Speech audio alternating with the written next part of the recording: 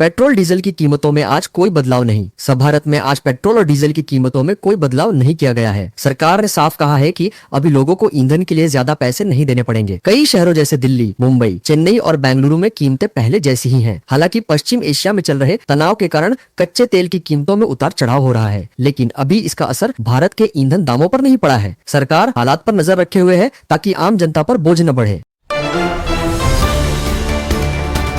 मध्य पूर्व के युद्ध से एलपीजी गैस की कीमतों पर असर। मध्य पूर्व में चल रहे युद्ध और तनाव के कारण दुनिया भर में गैस की सप्लाई प्रभावित हो रही है। इसका असर भारत में एलपीजी गैस की कीमतों पर भी पड़ सकता है। कुछ जगहों पर गैस की कमी की खबरें भी सामने आई हैं। सरकार और तेल कंपनियां स्थिति पर नजर रख रही हैं ताकि लोगों को गैस की कमी का सामना न करना पड़े। विशेषज्ञों का कहना है कि अगर युद्ध लंबा चला तो गैस की कीमतें और बढ़ सकती हैं। संसद में बजट सत्र के दौरान जोरदार बहस। संसद में बजट सत्र का दूसरा चरण शुरू हो गया है। इस दौरान कई महत्वपूर्ण मुद्दों पर बहस हो रही है। विपक्ष और सरकार के बीच कई विषयों पर तीखी चर्चा हुई। लोकसभा में स्पीकर के खिलाफ अविश्वास प्रस्ताव पर भी चर्चा हुई। सांसदों ने देश की आर्थिक स्थिति, विदेश नीति और मध्य पूर्व के हालात पर सवाल उठाए। आने वाले दिनों में संसद में कई बड़े फैसले लिए जा सकते हैं। रिलायंस का अमेरिका में $300 अरब का बड़ा निवेश। भारतीय कंपनी रिलायंस ने अमेरिका में एक बहुत बड़ा निवेश करने की घोषणा की है। लगभग $300 अरब की लागत से अमेरिका में नया तेल रिफाइनरी प्रोजेक्ट बनाया जाएगा। यह अमेरिका में पिछले कई दशकों में बनने वाला सबसे बड़ा तेल प्रोजेक्ट माना जा रहा है। इस प्रोजेक्ट से हजारों लोगों को रोजगार मिलने की उम्मीद है और भारत अमेरिका व्यापार संबंध भी मजबूत होंगे। तेल की कीमतों में बड़ी गिरावट। दुनिया में कच्चे तेल की कीमतों में हाल ही में गिरावट देखी गई है। तेल लगभग $88 प्रति बैरल के आसपास पहुंच गया है। विशेषज्ञों का कहना है कि अंतर्राष्ट्रीय ऊर्जा एजेंसी तेल भंडार जारी करने पर विचार कर रही है ताकि बाजार स्थिर रहे। मध्य पूर्व में युद्ध के कारण पहले कीमतें तेजी से बढ़ गई थी, लेकिन अब कुछ राहत देखने को मिल रही है। प्रधानमंत्री मोदी का आज दक्षिण भारत दौरा। प्रधानमंत्री नरेंद्र मोदी आज केरल और तमिलनाडु के दौरे पर रहेंगे। इस दौरान वे कई विकास परियोजनाओं का उद्घाटन और शिलान्यास करेंगे। साथ ही वे विभिन्न कार्यक्रमों में लोगों को संबोधित भी करेंगे। सरकार का कहना है कि इन परियोजनाओं से क्षेत्र में रोजगार और विकास को बढ़ावा मिलेगा। दिल्ली में वर्ल्ड पैरा एथलेटिक्स ग्रां प्री शुरू। दिल्ली में वर्ल्ड पैरा एथलेटिक्स ग्रां प्री प्रतियोगिता शुरू हो गई है। इस प्रतियोगिता में 8 देशों के 250 से ज्यादा खिलाड़ी भाग ले रहे हैं। भारत की टीम सबसे बड़ी है, जिसमें 200 से ज्यादा खिलाड़ी शामिल हैं। ये प्रतियोगिता खिलाड़ियों को अंतर्राष्ट्रीय स्तर पर आगे बढ़ने का मौका देगी। बीसीसीआई ने टीम इंडिया को 131 करोड़ का इनाम। भारत के T20 विश्व कप जीतने के बाद भारतीय क्रिकेट बोर्ड ने टीम इंडिया को 131 करोड़ रुपए का इनाम देने की घोषणा की है। ये राशि खिलाड़ियों, कोच और सपोर्ट स्टाफ में बांटी जाएगी। भारत ने फाइनल में न्यूजीलैंड को हराकर ये खिताब जीता था और इतिहास रच दिया।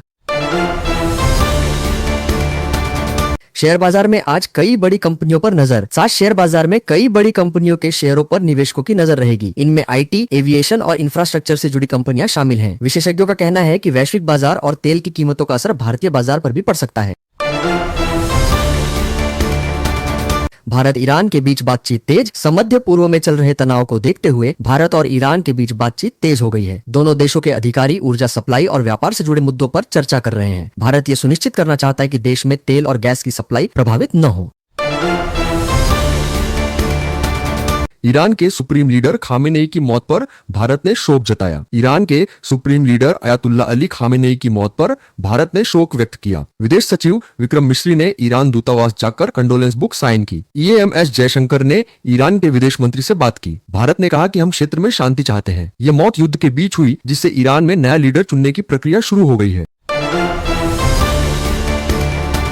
ईरानी युद्धपोत आइरिस डेना डूबने पर भारत ने रेस्क्यू ऑपरेशन चलाया। अमेरिकी पनडुब्बी ने श्रीलंका के पास भारतीय महासागर में ईरानी फ्रिगेट आइरिस डेना को टॉर्पीडो से डुबो दिया। भारतीय नौसेना ने जहाज से डिस्ट्रेस कॉल मिलने पर सर्च एंड रेस्क्यू शुरू किया। कई लोग लापता हैं। भारत ने कहा कि हम तटस्थ हैं और किसी भी पक्ष का समर्थन नहीं करते। राहुल गांधी ने केंद्र पर सवाल उठाया कि संघर्ष हमारे घर के पास पहुंच गया है। इससे भारत की ऊर्जा सुरक्षा पर असर पड़ सकता है।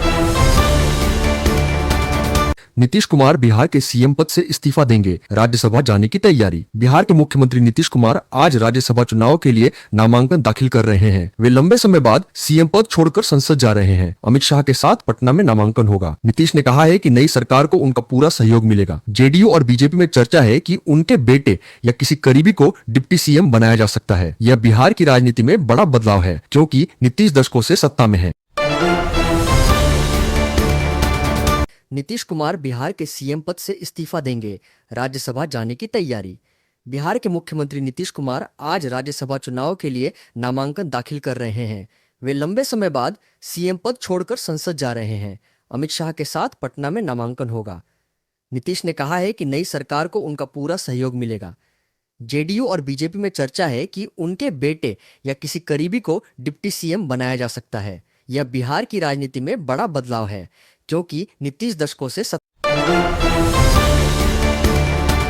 भारत ने ईरान युद्ध से बचने के लिए रूस से तेल मदद ली। इस युद्ध से तेल संकट का डर था, लेकिन भारत ने रूस से अतिरिक्त तेल सप्लाई का प्लान बनाया। ट्रंप की धमकियों के बावजूद रूस साथ दे रहा है। भारत का कहना है कि ईंधन की कमी नहीं होगी, इससे अर्थव्यवस्था सुरक्षित रहेगी।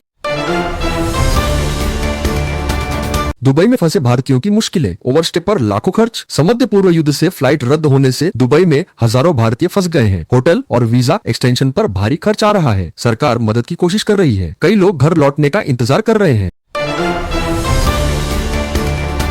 फिन एलन की तूफानी century. New Zealand T20 world cup final में। T20 विश्व कप सेमीफाइनल में न्यूजीलैंड ने साउथ अफ्रीका को 9 विकेट से हराया। फिन एलन ने सिर्फ 33 गेंदों में सेंचुरी ठोकी, जो टूर्नामेंट का सबसे तेज रिकॉर्ड है। न्यूजीलैंड फाइनल में पहुंच गया। महाराष्ट्र में ट्रांसपोर्ट हड़ताल शुरू, ई चालान के खिलाफ। महाराष्ट्र में बस, टैक्सी और ट्रक ऑपरेटरों ने आज से राज्यव्यापी हड़ताल शुरू की। वे ई चालान सिस्टम हटाने की मांग कर रहे हैं। इससे यात्रा और माल ढुलाई प्रभावित हो रही है। सरकार से बातचीत चल रही है। अमेरिकी पनडुब्बी ने ईरानी युद्धपोत को डुबोया, श्रीलंका के पास 80 मौतें। अमेरिका ने हिंद महासागर में ईरानी नौसेना के एक बड़े जहाज को टॉरपीडो से मार गिराया। श्रीलंका के पास यह घटना हुई, जहां से 32 लोग बचाए गए, लेकिन 80 से ज्यादा लोग मारे गए या लापता हैं। ये ईरान अमेरिका इजराइल युद्ध का बड़ा हिस्सा है। जहाज हाल ही में भारत भी आया था। इससे तेल की कीमतें बढ़ रही हैं और दुनिया में तनाव बढ़ गया है। भारत ने क्षेत्र में शांति की अपील की है। ईरान इजराइल युद्ध तेज, तेहरान पर इजराइल के नए हमले। ईरान और इजराइल के बीच युद्ध 6वें दिन में प्रवेश कर गया। इजराइल ने तेहरान शहर पर बड़े हमले किए हैं। ईरान ने जवाबी कार्रवाई की, जिसमें कई जगहों पर ड्रोन और मिसाइल दागे गए। अमेरिका भी शामिल है। इससे मध्य पूर्व में अस्थिरता बढ़ गई है। भारत के लाखों नागरिक वहां फंसे हैं। फ्लाइट रद्द होने से परेशानी हो रही है। भारत ने दोनों पक्षों से शांति की मांग की है।